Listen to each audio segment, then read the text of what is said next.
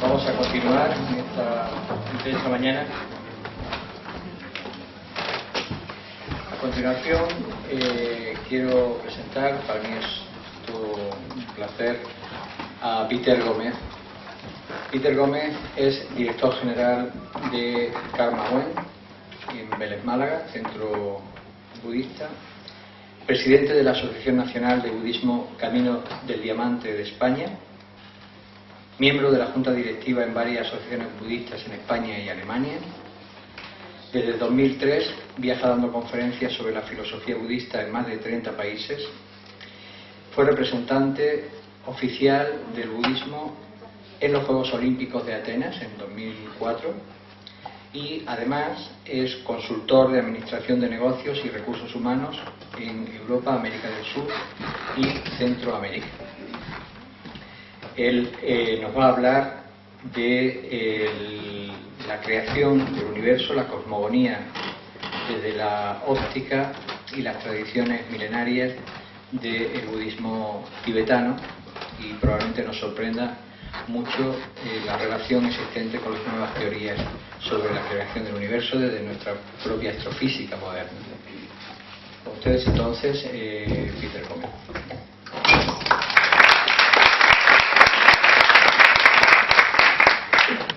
Buenos días, puedo decir. Primero, quiero agradecer la organización y los oponentes que han venido, porque creo que es importante tener un foro como aquí y una posibilidad para intercambiar y también escuchar y aprender. Gran parte de hacer una oponencia es la parte de preguntas, que siempre me gusta mucho, y la parte también de diferentes opiniones fuera de lo que uno está aplicando, trabajando, utilizando de día a día. Yo voy a dar un punto de vista un poco diferente de lo que estamos acostumbrados aquí en nuestra parte del mundo, porque hace su base en lo que es la filosofía o la religión budista, en concreto el budismo tibetano.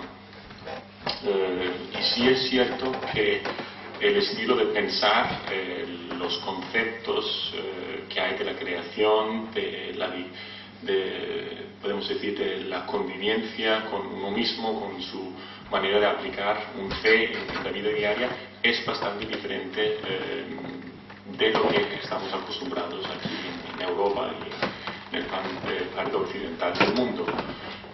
Y por eso quiero también empezar la presentación para dar una idea general de sobre dónde viene la información budista, de dónde viene la información en particular budista científica que vamos a utilizar en esta presentación. Y espero también que haya tiempo para preguntas. Sé que siempre en ese tipo de presentaciones y congresos siempre quedamos cortos de tiempo, pero vamos a intentar hacerlo todo.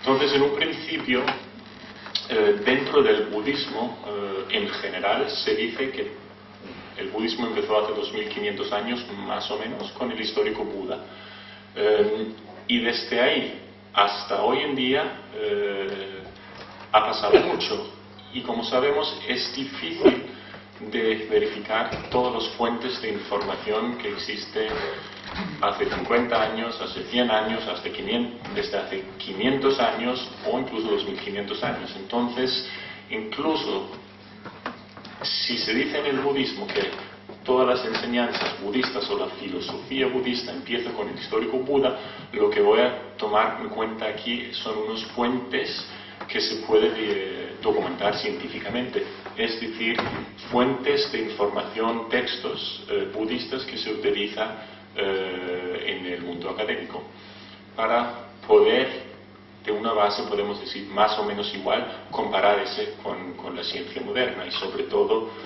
con el tema que se va a tratar ahora, la creencia del universo o la existencia, podemos decir que es la gran pregunta. En un principio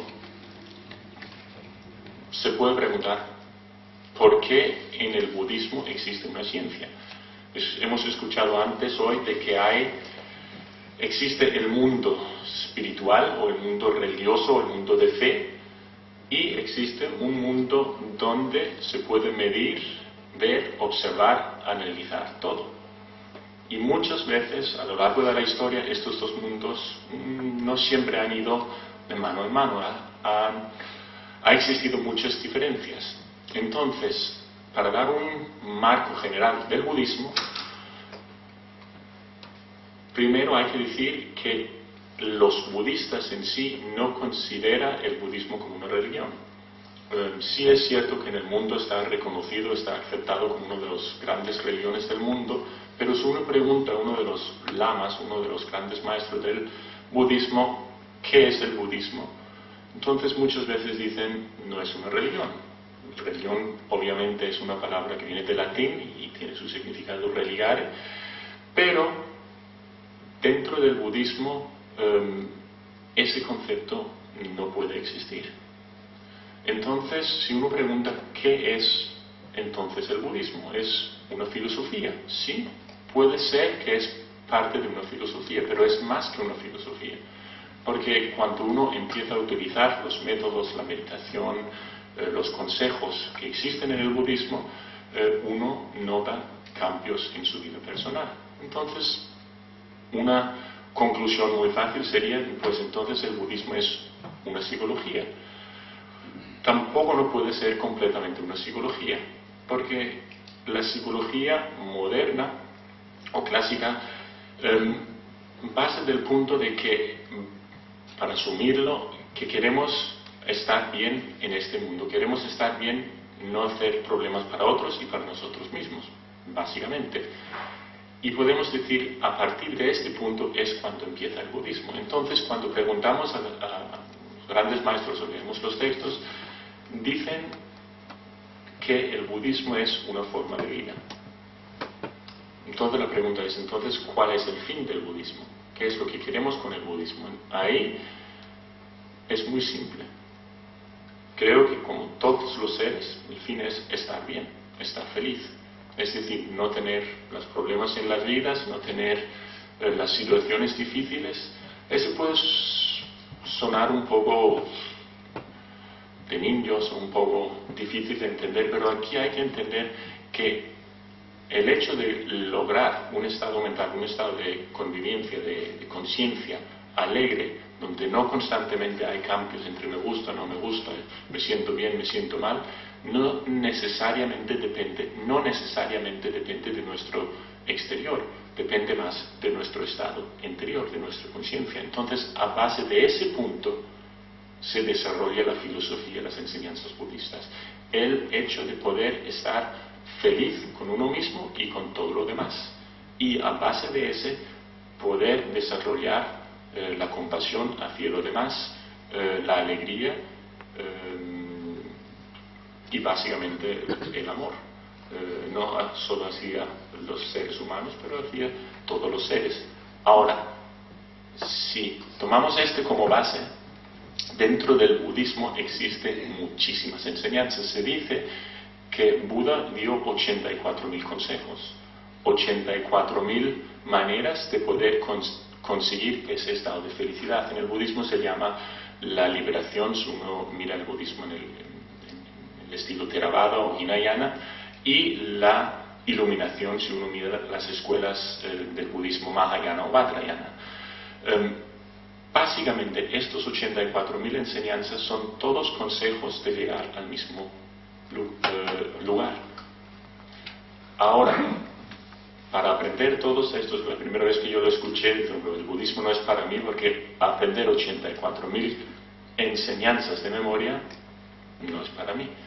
Pero hay que verlo de la manera que cada una de estas enseñanzas son enseñanzas completas, son enseñanzas que llevan la misma meta. Uno puede compararlo como distintos caminos que llegan al pico de la montaña, al alto de la montaña. Ahora, dentro de estos 84.000 enseñanzas hay diferencias. ¿Y diferencias en qué? La diferencia no es ni en la meta, en lo que queremos conseguir, pero en los distintos caminos de llegar ahí. muy generalmente se puede clasificar estos 84.000 enseñanzas en 4 grupos. Y ahí es donde empezamos a hablar de la ciencia budista. Los 4 grupos, lo voy a mencionar, no son palabras que a veces no son fáciles de recordar, son las vinayas, básicamente todas las normativas para gente que elige vivir una vida monástica, monjes y monjas. Después existen sutras, que son consejos muy muy buenos en la vida diaria. Existe lo que se llama Abhidharma, que es ahí donde se encuentra la ciencia budista y de lo que vamos a hablar.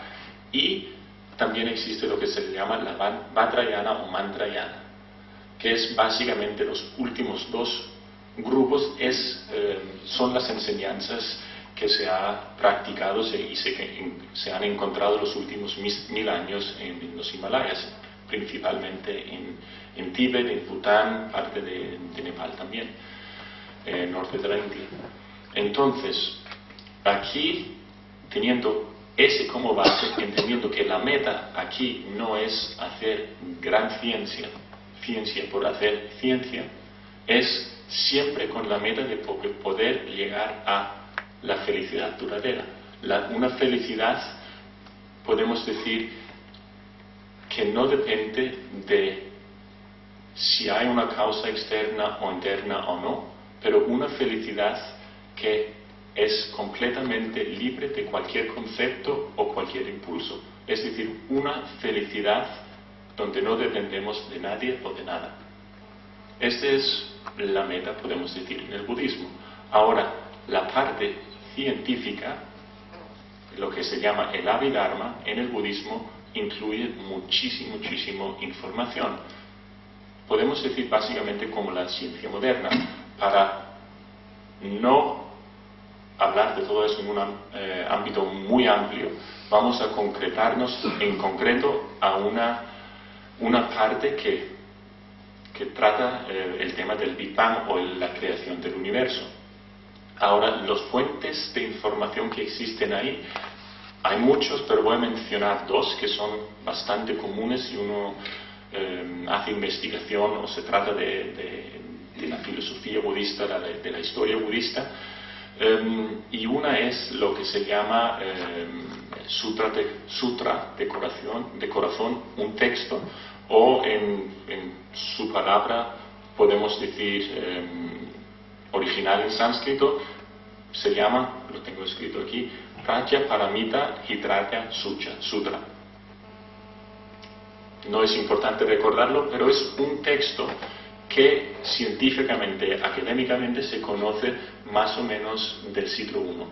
Es decir, a partir del siglo I este texto se ha utilizado, y dentro de ese texto, que es muy amplio, hay una cosa bastante interesante para la ciencia moderna, y es probablemente la frase más común de ese texto, que dice que la forma es vacío y vacío es forma. Por supuesto, hay muchas explicaciones con eso y no lo vamos a tomar ahora, vamos a dejarlo un poco, pero es el primer texto, podemos decir, académicamente investigado, que empieza a tratar ese tema.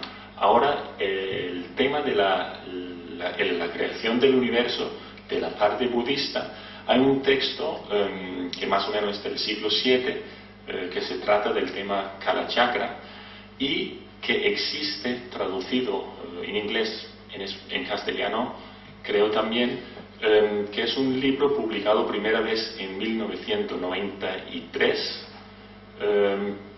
que es una traducción de un texto del siglo XIX de un maestro tibetano, un lama budista, de nombre Yamkung Kongtrul Rinpoche, lo otro trae, no es muy importante. Pero en este texto, él define, explica exactamente la visión budista sobre la creación del universo, o la creación de nosotros, o de lo que estamos experimentando.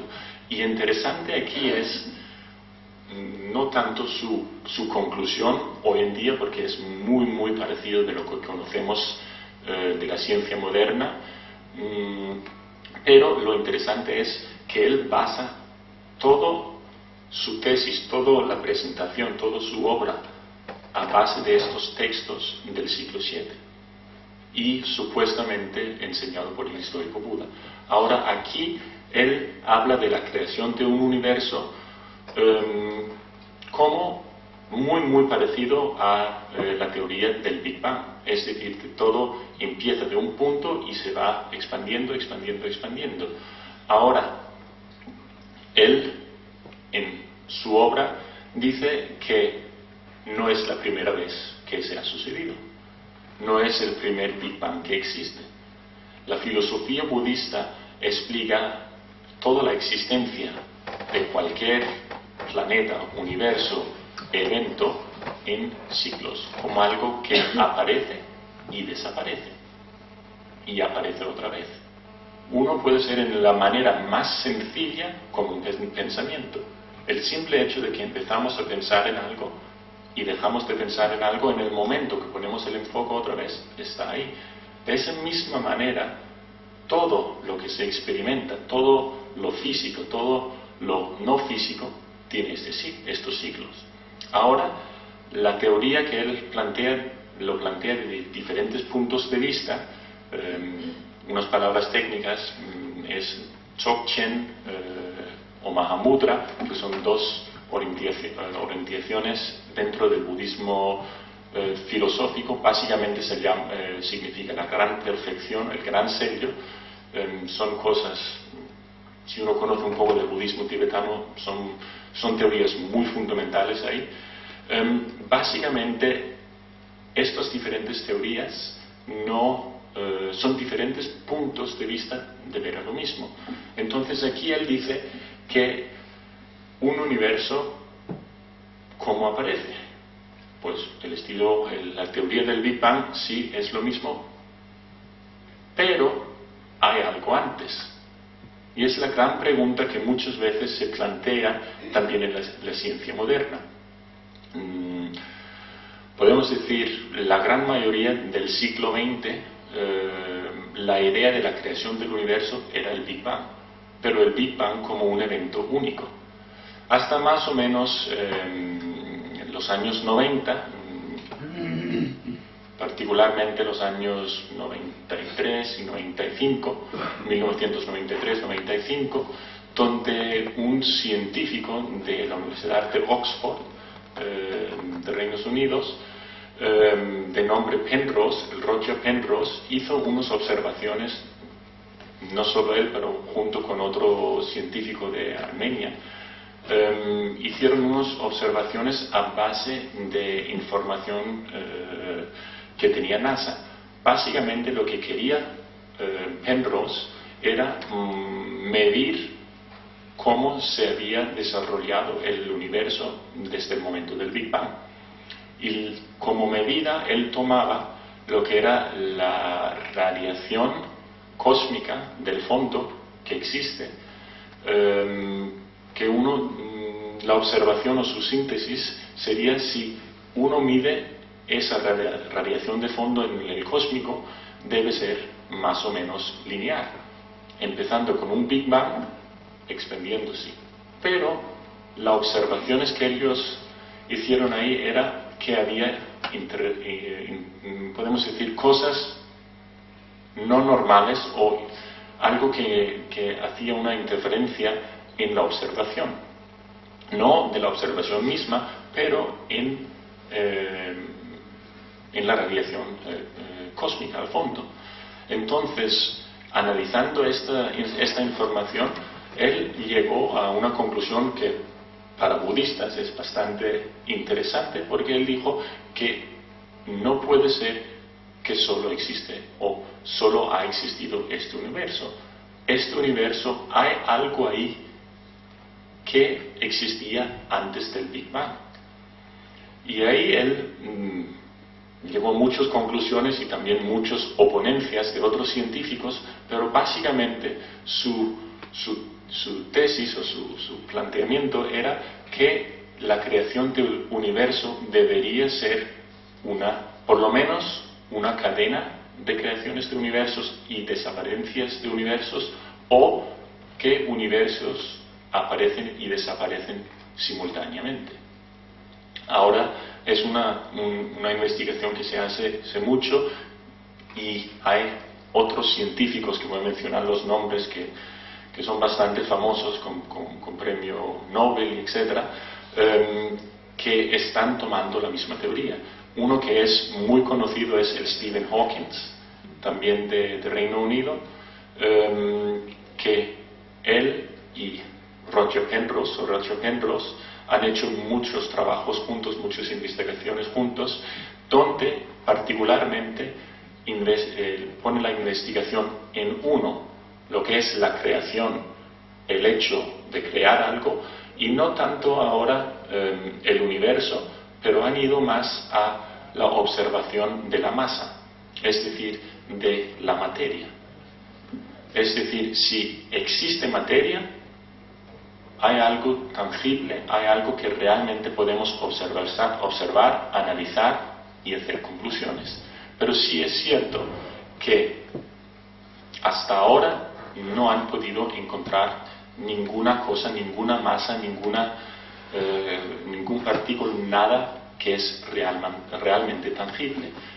Conocemos, ya es moderno, conocemos el proyecto en Suiza, lo que se llama CERN, o ese gran acelerador de partículas que han invertido 2 o 3 mil millones de euros en intentar básicamente enfrentar o hacer una colisión de partículas para ver si realmente existe una masa. Es científicamente lo que le llaman la búsqueda del partículo Higgs, o el partículo Dios, o lo que quieran llamarlo, para ver si realmente existe masa. Y esta es la teoría científicamente que plantea Sir Roger Penrose y Stephen Hawking, es que la crítica de la teoría que un universo aparece, desaparece, y de lo que sobra de un universo se cree otro universo. Una de las, podemos decir, las críticas que hay sobre esa teoría es que la masa no puede hacerse no masa. Si realmente hay algo que existe, no puede dejar de existir. Y ese planteamiento es muy interesante porque es muy similar a la filosofía budista, de lo que comentó del siglo I de la Sutra de Corazón, donde decía el forma es vacío y vacío es forma, básicamente de que no existe ninguna masa en realidad. Entonces se puede ir mucho más en detalles con ese tema, se puede hablar mucho de la teoría de Penrose, de criticarlo, de ver los fallos que tiene, pero básicamente podemos decir desde los años 1950 más o menos se ha introducido más y más en la ciencia moderna la idea de que la masa no existe. Hay un señor de nombre Willis Lamp, es un americano, que recibió el premio Nobel en 1953 tratando de ese tema. Y él, junto con otros científicos populares, o podemos decir especializados en esa área, Morris y Davis, junto con Penrose y Stephen Hawking, son, podemos decir, los que más han tratado y más ponen la investigación. Podemos decir que son los nuevos pensadores en el tema de la ciencia de la materia o de la creación. Y ahí, por supuesto, hay que tomar eso un poco en medida de nuestra cultura, de nuestra filosofía aquí en Europa, que mayormente la ciencia, por lo menos hasta hace 50 años más o menos, ha sido dominado por el pensamiento de la Iglesia Católica, de la Iglesia cristiana, de un creador, un Dios creador. Y es lógico que la ciencia, con eso en mente, tiene su enfoque o su marco o incluso sus limitaciones dentro de ese ámbito. Y por eso es interesante, bajo mi punto de vista, de ver y tomar como referencia una filosofía una cultura que no tiene ese marco de referencia, como la filosofía o cultura asiática. La filosofía hindú hasta un cierto punto, la filosofía budista, como en el Abhidharma o en el Vajrayana, en los dos grupos de los 84.000 enseñanzas, donde el marco, la idea, los conceptos son completamente distintos. Y aquí, por supuesto, y voy a terminar con eso, porque hay más ponencias también y quiero dedicar un poco de tiempo para preguntas. La idea aquí, según este texto budista, con su origen en el siglo VII, es que, por supuesto, si la creación del universo no es la primera vez ni la última vez y es algo que está ocurriendo continuamente, la gran pregunta es ¿qué había antes o qué viene después? Y ahí podemos decir es donde también Sir Penrose y Steve Hawkins están investigando, de medir cuál es la diferencia o cuál es la interferencia en la radiación cósmica de fondo que hay. Y aquí podemos decir, una de las observaciones budistas que hay, según ese texto, es que hay que introducir un concepto muy básico en el budismo, que es el karma. Karma es una palabra hoy en día muy de moda, muy conocida, porque pues, uno puede ir seguro a un bar moderno aquí en Málaga y ver en su carta de menú y hay un karma cóctel o una ensalada cóctel o algo así. Existe, pero según el budismo, karma existe algo muy particular, significa algo muy particular. Básicamente, karma, si lo queremos traducirlo, es acción o causa y efecto. Es decir, todo es causa y efecto. Lo que experimentamos ahora mismo, nosotros aquí, no es nada más de la conclusión o del, podemos decir, estado momental de todo lo que hemos pensado, dicho y hecho en el pasado. Es decir, si nosotros nos sentimos bien, es porque tenemos impresiones positivas en nuestra mente, y si nos sentimos mal, es porque hemos pasado un mal rato y tenemos unos recuerdos malos en la mente. Podemos decir, a un nivel absoluto, dentro de la filosofía budista, tiene que ver con todo el mundo interior, nuestros sentimientos, emociones, etcétera, etcétera, pero a un nivel último, según la filosofía también del siglo VII, de esa presentación de la teoría del Big Bang y de la masa, de la materia, también es lo mismo con todo el mundo exterior, que nosotros mismos constantemente creamos nuestro mundo. Ahora, de la pregunta que se hizo de ¿qué existe antes de un Big Bang? Pues existen, según esa filosofía budista, y para hacer un resumen muy brusco, existen básicamente el karma que sobraba o karma restante de un universo interior, es decir, deseos de personas que quieren ayudar. En el budismo se utiliza un nombre como bodhisattva, y podemos decir unos informaciones, energías o algo que sobra de un universo anterior. Es decir, nuestra idea, nuestro marco de pensamiento, nuestra idea, o podemos decir nuestro punto de vista, solo cambia cuando aprendemos nuevas cosas. Y según el budismo, uno puede seguir aprendiendo nuevas cosas hasta el infinito. Es decir, básicamente hasta que entendemos que los únicos limitaciones que existen son las limitaciones que ponemos nosotros mismos. Uno puede entrar mucho más en eso. Una última cosa que quiero decir es que todo ese planteamiento budista, todo eso, podemos decir, filosofía, etcétera, que existen en el budismo, solo es un apoyo de lo que se realmente trata. Lo importante es llegar a ese estado de felicidad o ese estado de equilibrio con uno mismo y con lo demás.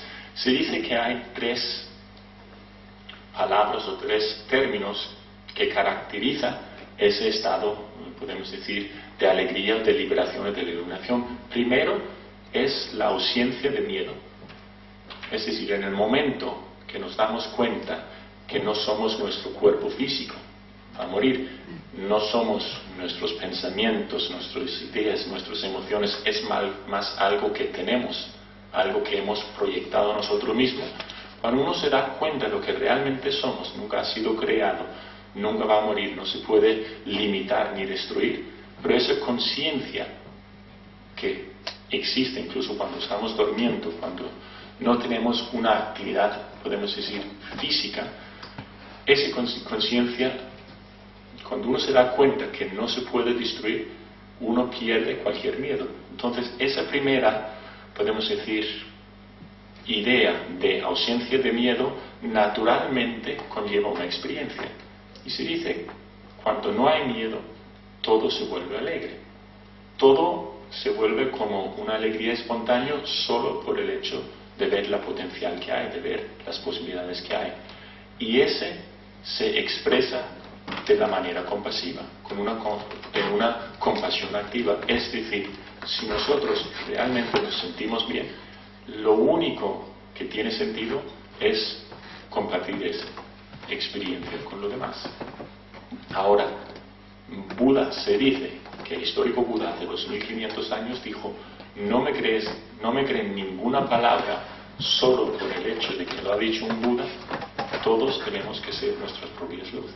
Todos tenemos que verificar si es cierto o no. Y por eso, lo que es la parte científica, el Abhidharma dentro del budismo, es una de las herramientas para comprobar si es cierto o si no es cierto.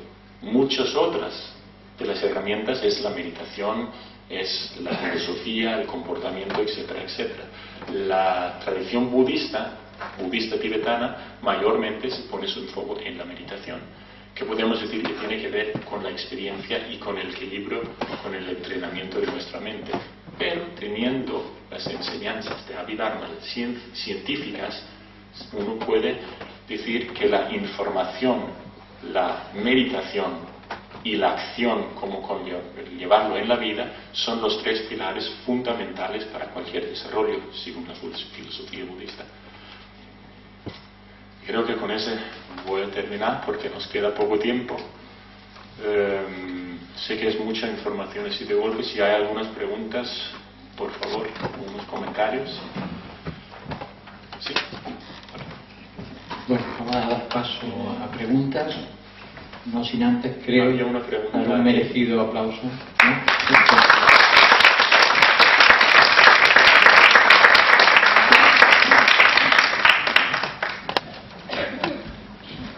Bueno, vamos a ver, preguntas. Ahí tenemos una pregunta. Una pregunta. Primero, sí.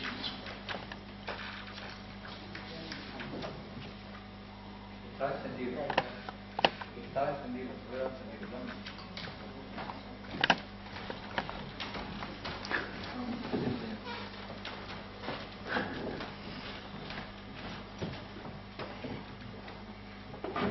Sí, Peter, esta es una pregunta que, bueno, más que pregunta, es un consejo, a ver si nos puedes dar, ¿no?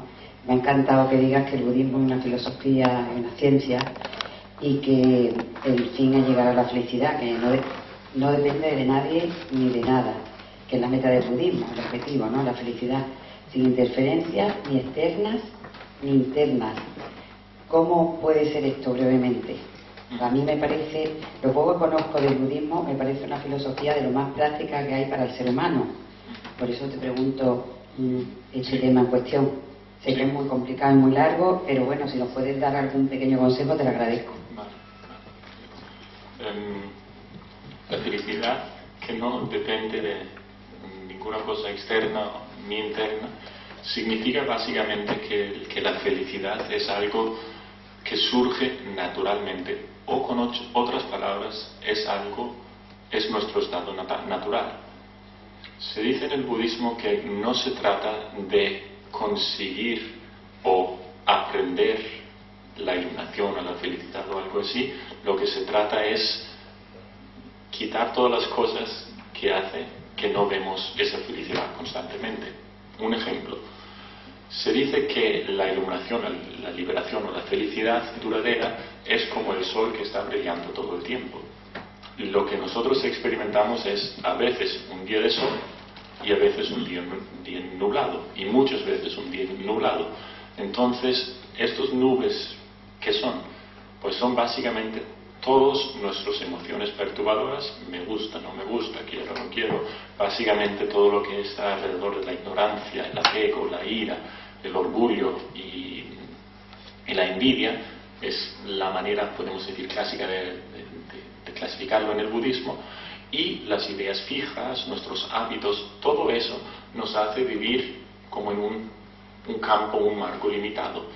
En el momento que podemos romper ese un poco, es como disolver estos nubes que están ahí, y naturalmente lo que es nuestro estado natural o búdica, como se dice en el budismo. Buda significa, básicamente, si se traduce esa palabra de sánscrito, significa el que ha despertado del sueño de la ignorancia.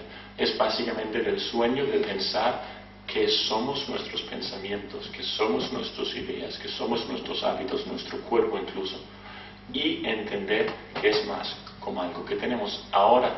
Esto no significa que la meta en el budismo es la pared blanca, es decir, no tener ningún pensamiento, ¿no? La meta es entender que cuando tenemos un pensamiento podemos decidir, pues, ¿es útil y práctico ahora? ¿Sí o no? No, pues lo dejo. Si es algo que es un problema, no significa que los budistas no quieren problemas.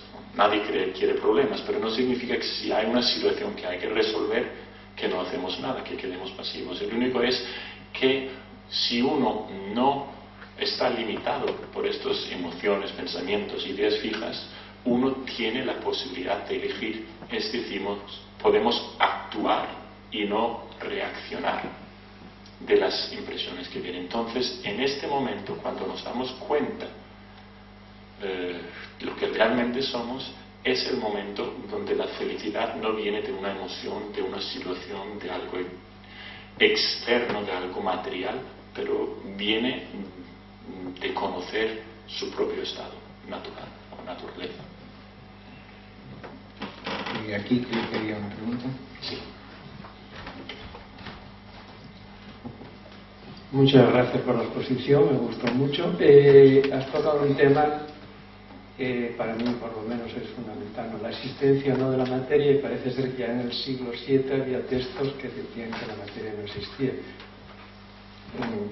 Toda la ciencia actual está basada en el espectro electromagnético, todo se justifica bajo el espectro electromagnético. Sí. Pero hay espectros que todavía, por ejemplo, se investiga poco, como puede ser la gravedad, que nadie sabe lo que es ni dónde está situada. Y además yo estoy totalmente convencido que existen otros espectros, otras formas de energía que no están dentro del espectro electromagnético.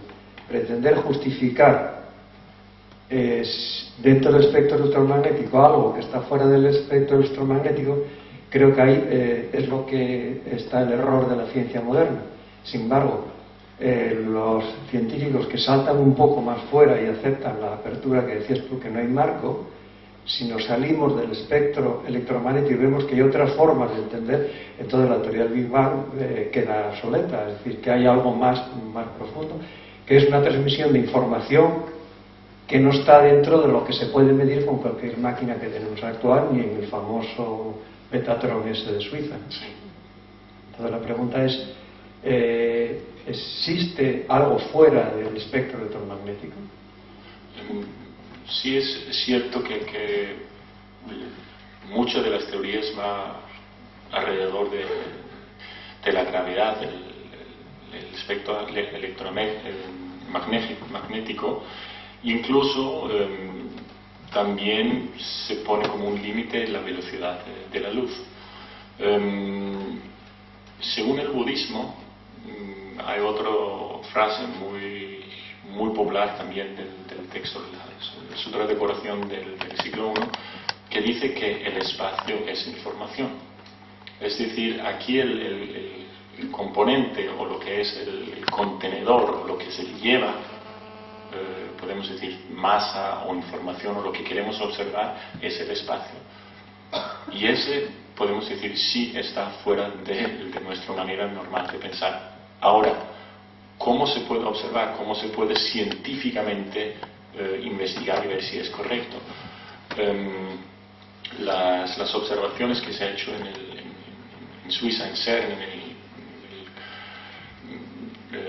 con el grande colisador de partículas, una de las conclusiones, que hay muchas que no son tanto conclusiones, son más observaciones por momento, es que parece que la conclusión o la observación tiene mucho que ver con la persona que observa. Es decir, aquí, más bien de tener un experimento neutro, hay mucha influencia, podemos decir, no objetivo, que tiene que ver con el científico, con la persona que investiga ese objeto. Y aquí incluso se utiliza podemos decir, observación en el budismo para decir, mira, realmente el espacio es formación. Si yo tengo un cierto pensamiento, una cierta manera de ver cosas, en todas las observaciones que hago, va a ser parte del resultado que encuentro. Y podemos decir, curiosamente, que esta mañana leí un artículo en el BBC, en las noticias, que parece que el estudio, el científico que están haciendo, mandando partículas de Ginebra en Suiza a Italia, son 720 kilómetros o algo así, están midiendo el tiempo que tarda de estos en llegar, por segunda vez, con un experimento más, podemos decir, más moderno, mejor hecho. Están observando que estos partículas viajan más rápido que la velocidad de la luz. Y ese también es una cosa que rompe con mucha de la ciencia moderna por completo. Entonces, sí es muy, muy interesante ser budista teniendo estos textos antiguos y ver lo que la ciencia moderna observa. Hay una observación que muchas veces se presenta por parte de los budistas, y es que si el budismo debe tener algo útil, algo verdadero, debemos de llegar a la misma conclusión sentándonos y meditar, la misma conclusión que se llega si utilizamos telescopios o microscopios investigando el mundo científico. La conclusión debe ser más o menos, debe ser igual, debe ser lo mismo. Y por eso muchas veces no se puede decir que el budismo es una filosofía o tradición o religión de fe, es de experiencia. Y podemos decir, una de las características principales de diferencias entre las religiones que conocemos de nuestra parte del mundo y de Asia, que son religiones de experiencia. No sé que hizo un poco más de la pregunta, pero sí. Bueno, no va a haber tiempo para más preguntas porque tenemos que pasar a la siguiente. La verdad es que ha sido un placer poder tener de tu mano estas explicaciones y esperamos poder contar en más ocasiones para que entiendas la cantidad de cabos que han quedado para recorrer y satisfacer no solo a través de la curiosidad mental, sino de la experiencia. Muchísimas gracias. Gracias.